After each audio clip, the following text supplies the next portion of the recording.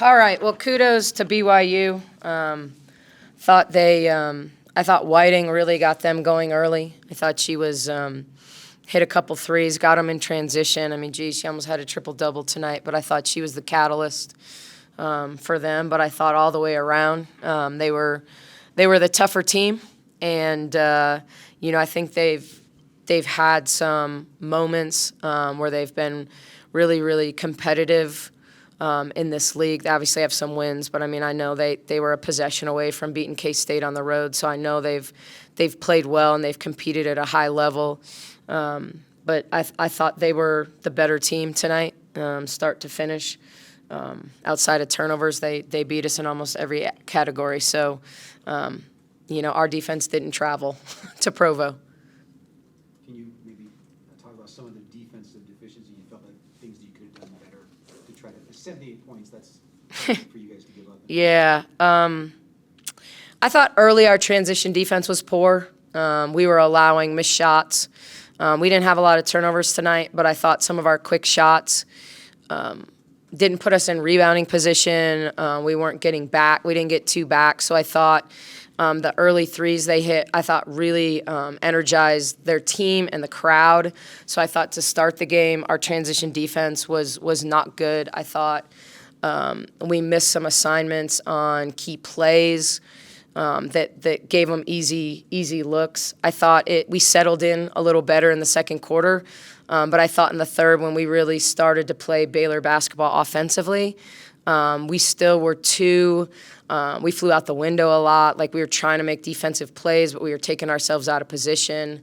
I thought that they did a really good job of if we were pressuring, then denied, and they would catch it and move it quickly, they would cut on us, and they would create kind of a numbers advantage. So we didn't do a good enough job of even when we were pressuring to square them off on the catch.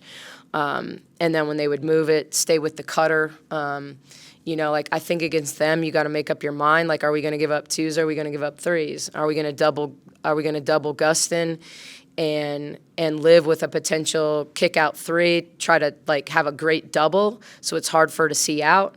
But I thought we were in the gray area a lot, and I thought.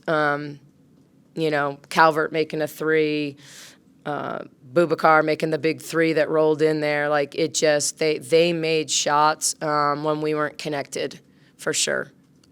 Was that a part of the game plan to double Gustin today or play single? What was the game plan?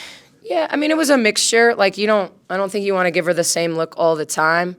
Certainly I thought, she started a lineup that matched up a little bit more to us. And gave him a little better ball handler on the perimeter. And then Calvert just came in and made every shot she took. So maybe that she's would be a good sixth player for them the way she played off the bench. I thought she made some key plays and shots for them when we were scoring and maybe willing to give that up a little bit based on percentages.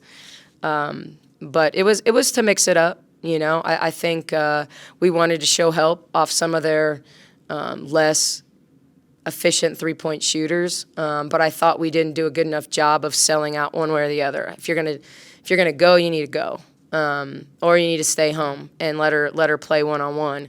And I thought too often we were late to go, or we were kind of in between where we weren't really guarding the players that we said we were willing to give shots up to, but we also didn't make it impossible to throw it in. So we call it no man's land. We ended up in no man's land way too much tonight.